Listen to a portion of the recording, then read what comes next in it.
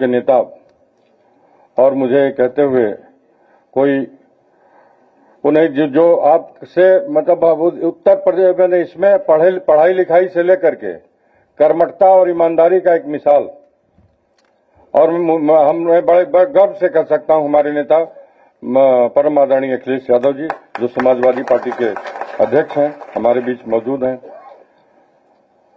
हमारे राष्ट्रीय महामंत्री आदरणीय शिवपाल यादव जी, जो हम लोगों के अभिभावक स्वरूप हैं।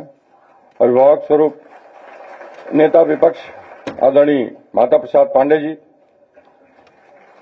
आदरणीय हमारे बड़े भाई विधान परिषद के पूर्व सभापति रहे हैं गणेश शंकर पांडे जी, और यहां पर मौजूद हम सबका नाम लेंगे तो मतलब अभी से मैं सारे लोगों का मंच, पूरा सम्मानित मंच, यहां सम्मानित पत्रकार बंधुओं और सम्मानित बंधुओं जिन्होंने कम समय में, हमने कल 2 बजे के बाद ही सबसे बातचीत करके इतने मतलब आपका आशीर्वाद मिला इतने कम समय में, और ये बहुत बड़ी बात है हम लोगों के लिए। ये देखिए, आज जो समाज में जिस तरह का वो है रणनीति, राजनीति में अगर सम्मान नहीं है तो हम क्या कर सकते हैं। जिसे आज जो ये एनडीए का जो गठबंधन है, हमारे अध्यक्ष जी का पीडीए का एक वो है, ये नारा है लेकर के चल रहे हैं। आज जब हिंदुस्तान, ये चंद्रशेखर आजाद जी की देन है, सोशलिज्म, जो उस समय चंद्रशेखर आजाद ने हिंदुस्तान समाजवादी गणतांत्रिक सेना का गठन किया था, ये सन 1988 में। उस समय से लेकर के चाहे सोशलिस्ट पार्टी रही हो, श्रीधर जी, महादेव जोशी जी, मधु लिमय जी, समाजवादी पार्टी के छोटे लोहिया कहे जाने वाले आदरणीय जनेश्वर मिश्र जी, रमाशंकर कौशिक जी, ब्रजभूषण तिवारी जी, इनका बड़ा इस मूवमेंट को आगे बढ़ाने में योगदान रहा है। और सबसे बड़ा योगदान हम बताएं आपको, चंद्रशेखर आजाद जी के ये जो शहीद पथ है, ये बगल में चंद्रशेखर आजाद जी के नाम से पार्क बना था कि नहीं? किस सरकार में बना था? समाजवादी पार्टी की सरकार में बना था। और महापुरुषों का सम्मान, अभी आप बता रहे थे कि परशुराम जयंती पर छुट्टी थी, आदरणीय नेताजी ने छुट्टी की थी, तो छुट्टी क्यों खत्म हो गई? ये सोचने का विषय है कि नहीं? हमको भी अपने महापुरुषों का सम्मान करने का हक है कि नहीं है?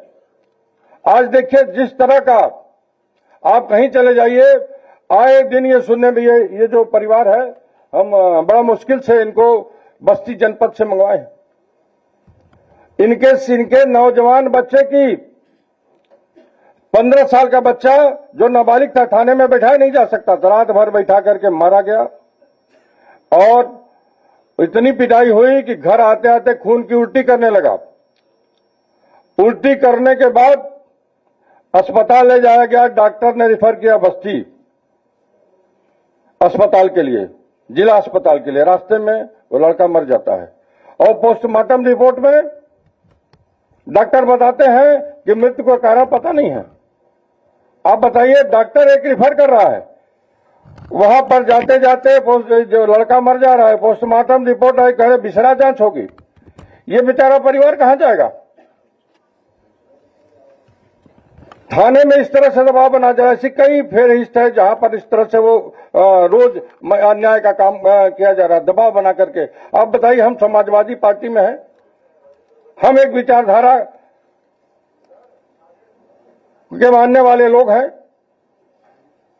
अगर हम समाजवादी विचारधारा को मानते हैं तो हमको दबाव बना करके हमारी विचारधारा बदल दी जाएगी, हमारा शोषण होगा।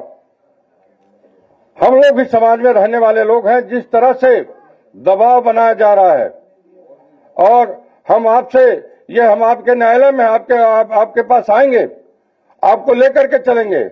आने वाला जो समय है, अब ये कब तक हम बर्दाश्त करेंगे कि इस तरह का जो हम लोगों ने शिकायत की आदरणीय अध्यक्ष जी से, आपने हमारा मनोबल उठाने के लिए कहा कि नहीं हम आपके साथ हैं, आपकी लड़ाई लड़ेंगे। नाजायज जो मुकदमा सरकारी कर्मचारी के ऊपर दर्ज होता है एनसीएलटी एक्ट का, वो मुकदमा विनय शंकर तिवारी के ऊपर दर्ज हुआ है, जबकि उसका कोई औचित्य नहीं बनता है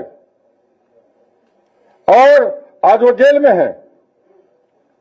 हम आपसे कहना चाहते हैं कि देखिए, हम तो लड़ाई लड़ रहे हैं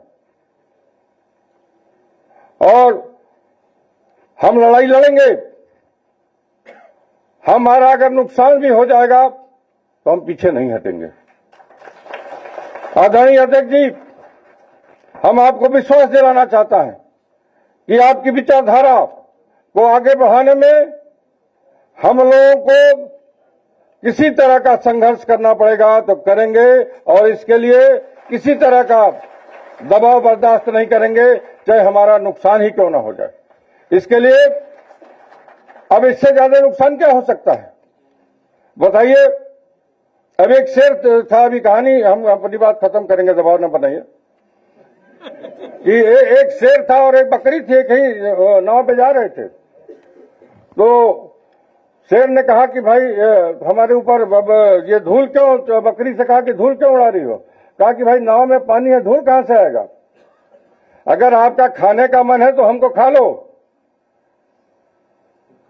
तो ये दबाव बना करके शेर बकरी की कहानी, हम बकरी नहीं है कि खा जाएंगे।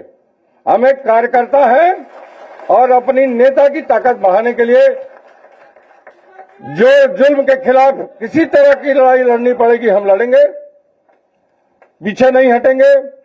और हम आपसे निवेदन करना चाहते हैं भाइयों, नौजवान भाइयों, ये 1 साल का समय है। अगर आप निकल जाएंगे तो निश्चित रूप से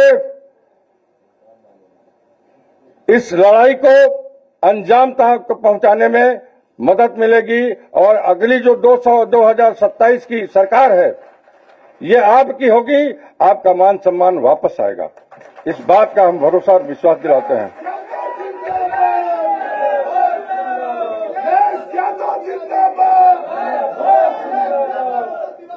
बहुत लल्लू भाई, और हम लोग यहाँ सारे लोग तैयार हैं। आप लोग ना लड़ाई लड़ने के लिए, देखिए त्याग करना पड़ेगा और समाजवादी पार्टी का परचम जब हम फहरा लेंगे तब तक चैन से नहीं बैठेंगे। हाथ उठा के बताइए।